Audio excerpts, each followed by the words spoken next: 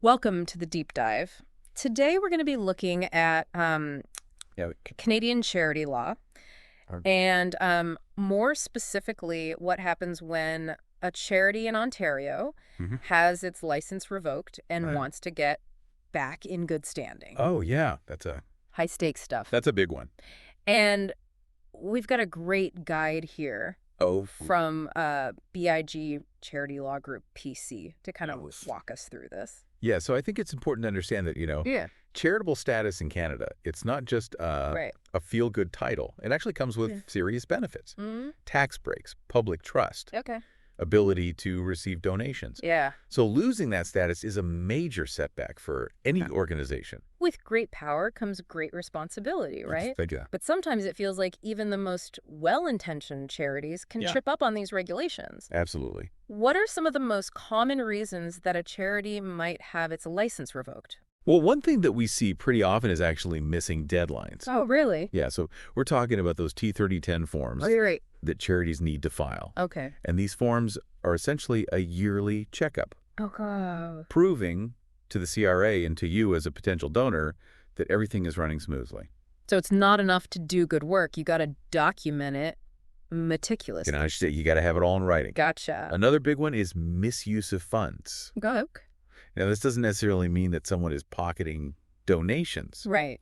It could be something as simple as using funds Yeah. for a staff retreat that's not really aligned with Right. organization's purpose. Oh, so even small discrepancies can trigger an audit.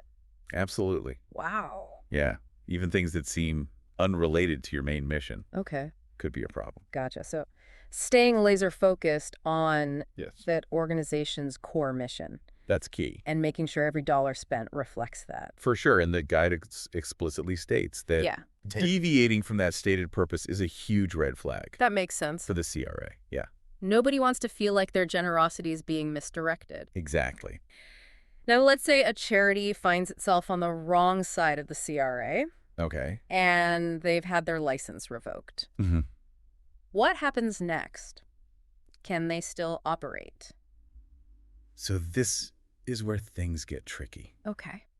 Losing your charitable status, it's a major blow, Yeah. not just from a financial perspective, but also That's from a right. public perception Okay. perspective. Yeah. It can be difficult to continue operating effectively. Hmm. The guide does lay out Okay. a step-by-step approach to reinstatement, Okay. and that's something we'll delve into. All right. So there's a glimmer of hope, There is. but I imagine it's not an easy process. It's not a quick fix, no. Okay. So what's the first step? All right, so the first step, and maybe the most important, is Yeah. an internal review. An internal review. Okay. I'm really curious about this. It Okay. sounds pretty intense. It can be. What are some of the blind spots organizations might encounter during this self-assessment? I think the big thing here is honesty, Okay. a willingness to confront Right. the uncomfortable truths Yeah. about what went wrong, Mm. asking the tough questions. Okay. Did we have proper financial controls in place? Right. Was there a breakdown in communication? Right. Identifying the root cause is essential Gotcha. to fixing the problem. So no sweeping things under the rug. No, absolutely not. This is where transparency is key. Okay. You have to acknowledge the mistakes Yeah. and take responsibility for them. And speaking of taking action, what's the next step in this path to redemption? So step 2 is all about addressing those non-compliance issues head on. Okay. It's not enough to just acknowledge the Yeah. mistakes. Right. You need to demonstrate a commitment Okay. to fixing them. So not just saying the right things, but taking concrete steps to change. Exactly. This might involve updating financial records, Okay. submitting missing reports, or even yeah. implementing stricter governance Mm-hmm. and accountability measures. So essentially rebuilding that trust. Yes, brick by brick. Brick by brick. Yeah. But I imagine this is where things can get really complicated, Again. especially for organizations that might not have Right. in-house legal expertise. You're absolutely right. Yeah. And that's where our friends at B.I.G. Charity Law Group come in.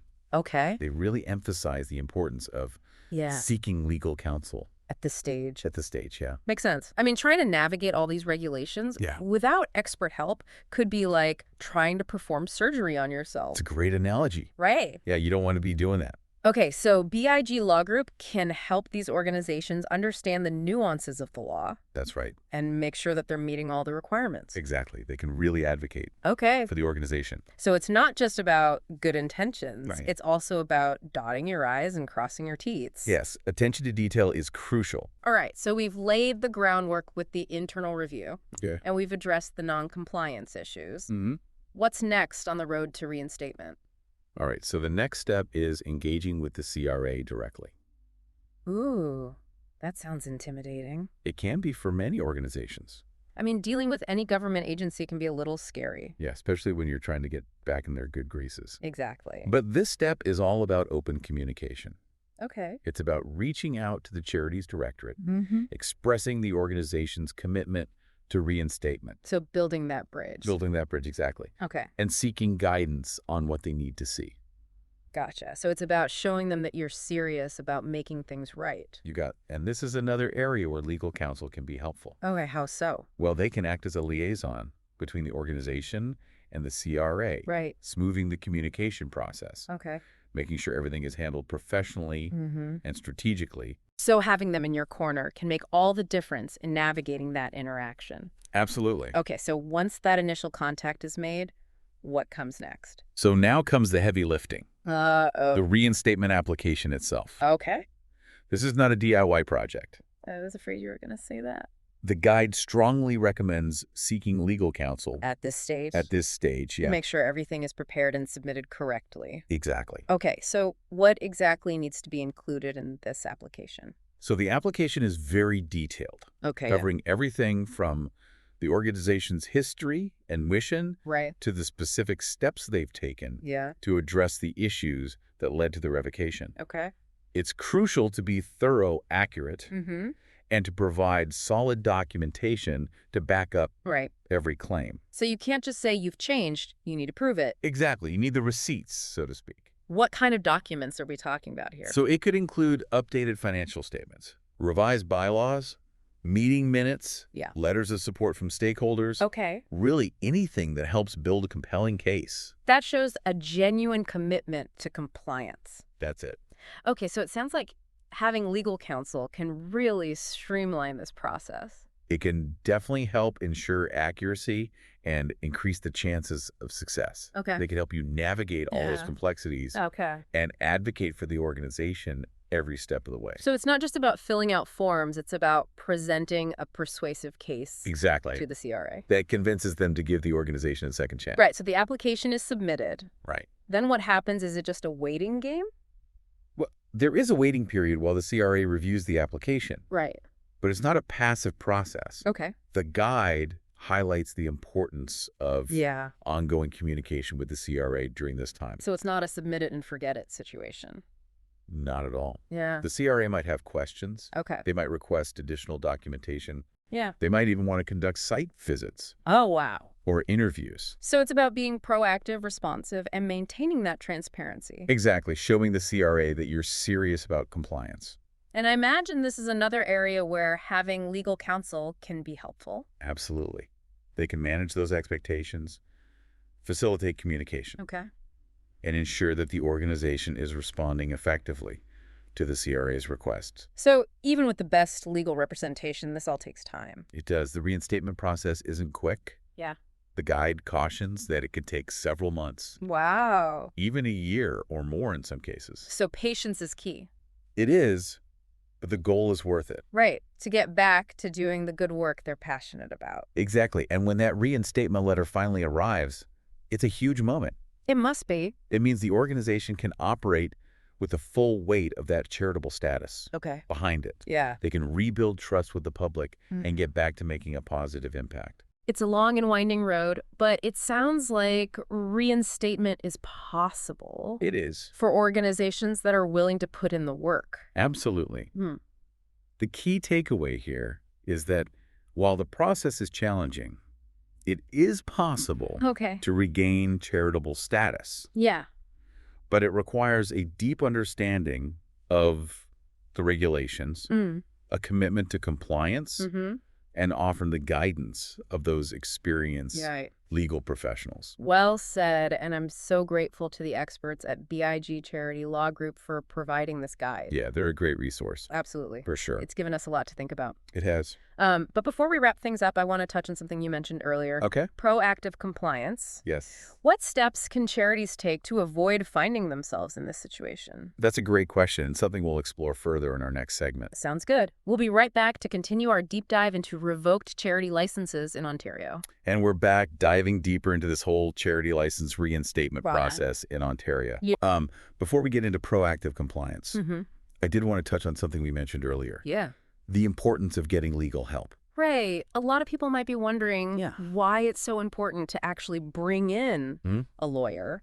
Right. When you're facing something as serious as license revocation, can't organizations just handle this themselves? Well, it's a good thought, but these regulations are really nuanced. Okay. And it can be pretty tough to navigate without expert help. Right. B.I.G. Charity Law Group PC. Okay. They emphasize this a lot. Yeah. They say they've seen firsthand how organizations can accidentally make things worse by trying to DIY. Right, because these regulations are designed to be super accountable and transparent. Yeah. And that requires a certain level of expertise that a lot of smaller organizations might not have. Yeah, a lot of these places are volunteer-run. They don't have a legal department. Exactly. And the CRA, they don't just give out second chances. No. You really gotta. They need to see that you're serious. Yeah. That you understand what went wrong. Prove it to them. And that often means having that legal expertise. It's not just about good intentions, then. No, it's about knowing the law. Yeah. Inside and out. Speaking their language. Yeah, presenting your case. Right. In a way that the CRA understands. Okay, so let's say an organization has taken all the right steps. Right. Internal review. They fixed all the compliance issues. Okay. They've talked to the CRA, submitted that super detailed application with the help of their lawyer. Now what? Well, now, there's a bit of a waiting game. Okay. While the CRA reviews everything. Right. But it's not exactly a passive process. What do you mean? The guide really stresses staying in touch with the CRA throughout this whole time. So you don't just like submit it and forget about it. No, you got to be proactive. What do they do during that time? Well, the CRA might have questions. Okay. They might need some extra documentation. They might even want to do a site visit. Oh, wow. Or some interviews. So you got to be ready for anything. Be prepared. Okay. You know, stay transparent. Yeah. Keep those lines of communication open. And this is where having a lawyer is super helpful. Absolutely. Having that experienced professional to kind of manage expectations and facilitate those conversations with the CRA can make all the difference. So it takes the stress off a bit. For sure. Even with all that help, though, it sounds like this still takes quite a while. The reinstatement process is not a quick fix. Right. It can take months, sometimes even a year. Wow. Or more. So in the meantime, what happens to the organization? Can they keep doing their work? So that's a really good question. Yeah. And it shows how much of an impact losing your license can have. Right. It makes it so hard to operate. Yeah.